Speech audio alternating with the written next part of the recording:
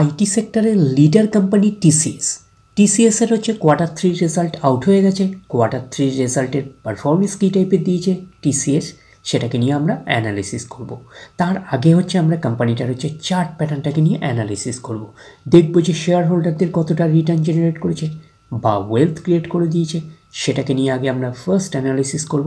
After that হচ্ছে আমরা কোম্পানিটার হচ্ছে কোয়ার্টার 3 রেজাল্টের পারফরমেন্স কী টাইপের দিয়েছে সেটাকে নিয়ে অ্যানালিসিস করব। তো কোম্পানিটা কিন্তু নিফটি 50-র একটা স্টক এবং আইটি সেক্টরের কিন্তু লিডার কোম্পানি। তো কোম্পানিটা এখন ট্রেড করছে ৩,৮৮১ টাকা ৯০ পয়সায় এখন ট্রেড করছে। তো কোম্পানিটার আমরা যদি মার্কেট ক্যাপিটালাইজ চাই, তাহলে মার্কেট ক্যাপিটালাইজ হচ্ছে 14 লাখ কোটি টাকার মার্কেট ক্যাপিটালাইজ। অর্থাৎ এই কোম্পানিটাকে আমরা ব্লু চিপ লার্জ ক্যাপ টাইপের কোম্পানি হিসাবে কিন্তু কনসিডার করতেই পারি। তো কোম্পানিটার একদিনের পারফরমেন্স দিয়েছে 4%-এর মতন পজিটিভ রিটার্ন জেনারেট করেছে একদিনে। 5 দিনের পারফরমেন্স করেছে 5%-এর মতন পজিটিভ রিটার্ন জেনারেট করেছে 5 দিনে। 1 মাসের পারফরমেন্স দিয়েছে 8%-এর মতন পজিটিভ রিটার্ন জেনারেট করেছে 1 মাসে। আমরা যদি চলে যাই 6 মাসে, 6 মাসে হচ্ছে 16%-এর মতন পজিটিভ রিটার্ন জেনারেট করেছে 6 মাসে। 1 জানুয়ারি থেকে পারফরমেন্স দিয়েছে কত? 1 জানুয়ারি থেকে পারফরমেন্স দিয়েছে 3%-এর মতন কিন্তু পজিটিভ রিটার্ন জেনারেট করেছে 1 জানুয়ারি থেকে। আমরা যদি চলে যাই 1 বছরে, তো 1 বছরে হচ্ছে 15%-এর মতন কিন্তু পজিটিভ রিটার্ন জেনারেট করেছে 1 বছরে। তো ন্যাচারাল ব্যাপার, আমরা জানি যে শর্ট টার্মে সেভাবে ওয়েলথ ক্রিয়েট হয় না স্টক মার্কেট থেকে। যত লং খেলবেন স্টক মার্কেটে তত হচ্ছে ওয়েলথ ক্রিয়েট হয়। বাট এই কোম্পানিটা কিন্তু শর্ট টার্মে অর্থাৎ 1 বছরে কিন্তু একটা ওকে টাইপের পারফরমেন্স করেছে। আমরা এইটুকুনি বলতে পারি 15%-এর মতন কিন্তু পজিটিভ রিটার্ন জেনারেট করেছে 1 বছরে। তো এখন দেখার বিষয়, কোম্পানিটা কি লং টার্মে ভালো পারফরমেন্স করেছে, লং টার্মে কি শেয়ার হোল্ডারদের ওয়েলথ ক্রিয়েট করে দিয়েছে, সেটাই কিন্তু এখন আমাদের দেখার বিষয়। তাহলে আমরা চলে যাচ্ছি কোম্পানিটার 5 বছরের চার্ট প্যাটার্নে। তাহলে 5 বছরে কীরকম পারফরমেন্স করেছে? 104%-এর মতন পজিটিভ রিটার্ন জেনারেট করেছে 5 বছরে। তো 100% মানে ইনভেস্টমেন্ট ডবল, তো ইনভেস্টমেন্টকে কিন্তু ডবলের বেশি করে দিয়েছে 5 বছরে। তো সেই হিসাবে কিন্তু একটা ডিসেন্ট টাইপের পারফরমেন্স করেছে, আমরা এইটুকুনি বলতেই পারি।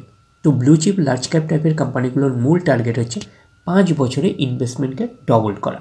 তো এই কোম্পানিটা কিন্তু 5 বছরে ইনভেস্টমেন্টকে কিন্তু ডবল করে দিয়েছে, আমরা এইটুকুনি বলতে পারি। তো সেই হিসাবে কিন্তু একটা ডিসেন্ট টাইপের পারফরমেন্স করেছে 5 বছরে। তো এইবারে আমরা চলে যাব কোম্পানিটার ম্যাক্সিমাম চার্ট প্যাটার্নে।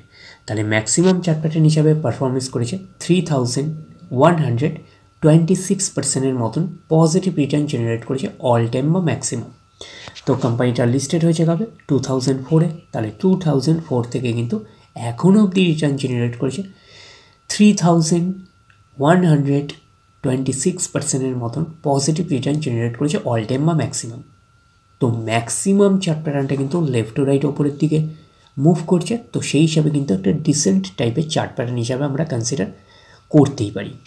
তো এইবারে আমরা চলে যাব কোম্পানিটার হচ্ছে কোয়ার্টার 3 রেজাল্টে। দেখব যে কোয়ার্টার 3 রেজাল্টের পারফরমেন্স কী টাইপের দিয়েছে।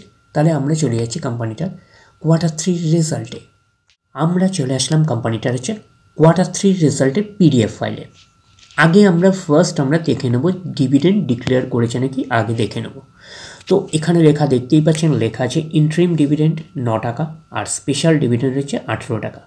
তার মানে হচ্ছে 18 আর হচ্ছে 9 মিলিয়ে দাঁড়াচ্ছে মোটামুটি 27 টাকা। তার মানে হচ্ছে টোটাল হচ্ছে 27 টাকা হচ্ছে ডিভিডেন্ড কিন্তু ডিক্লেয়ার করেছে, আমরা কিন্তু এইটুখানি বলতেই পারি।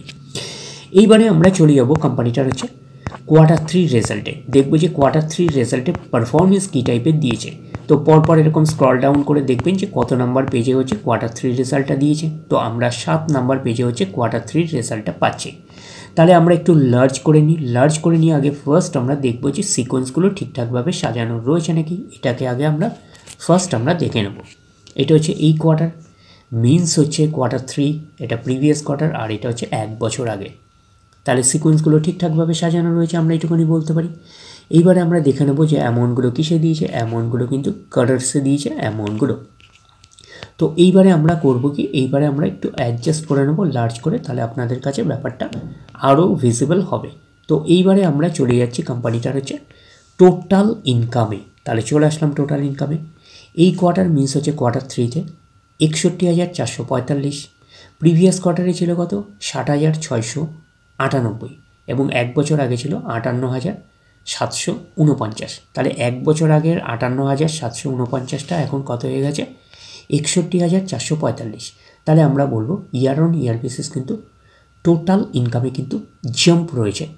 প্রিভিয়াস কোয়ার্টারে ছিল কত 60,698, সেটা হয়ে গেল এই কোয়ার্টার মিনস হচ্ছে কোয়ার্টার 3-তে হয়ে গেল 61,445। তাহলে আমরা বলবো কোয়ার্টার অন কোয়ার্টার বেসিসও কিন্তু জাম্প রয়েছে টোটাল ইনকামে। তো ন্যাচারাল ব্যাপার, আমরা জানি যে ইনকাম করতে গেলে এক্সপেন্সেস করতেই হবে। তো এখন দেখার বিষয়ে কোম্পানিটা ইনকাম করতে গিয়ে কতটা এক্সপেন্সেস করেছে। তো আমরা চলে আসলাম টোটাল এক্সপেন্সেসে।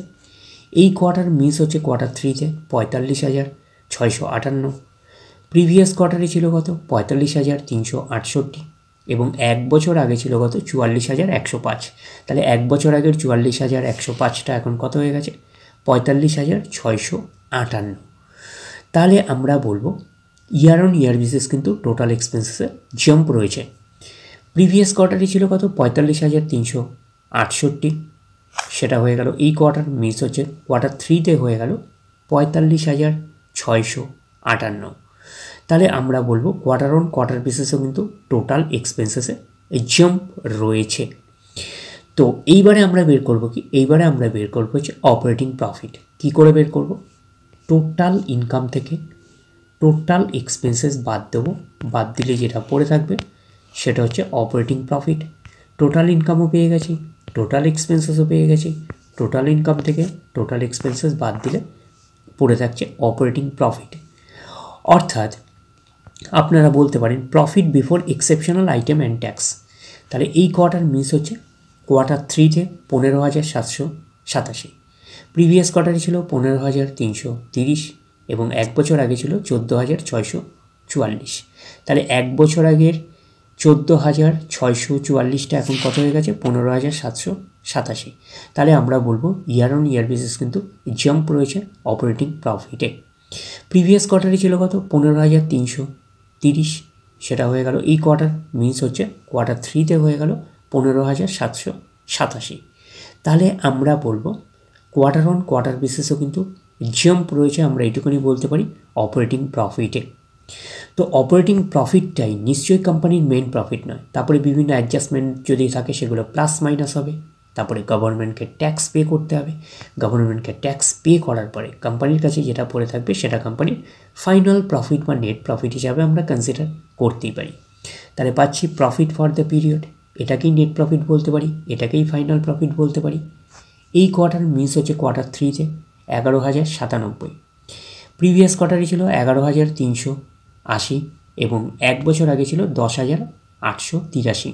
তাহলে এক বছর আগে 10,883টা এখন কত হয়ে গেছে 11,097। তাহলে আমরা বলবো ইয়ার অন ইয়ার বেসিস কিন্তু জাম্প রয়েছে নেট প্রফিটে।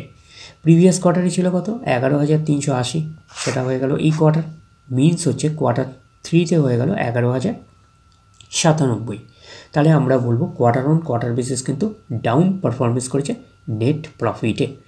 তো এখানে একটা আপনারা অ্যাডজাস্টমেন্ট দেখতে পাচ্ছেন যে কী আছে, exceptional item, settlement of legal claim.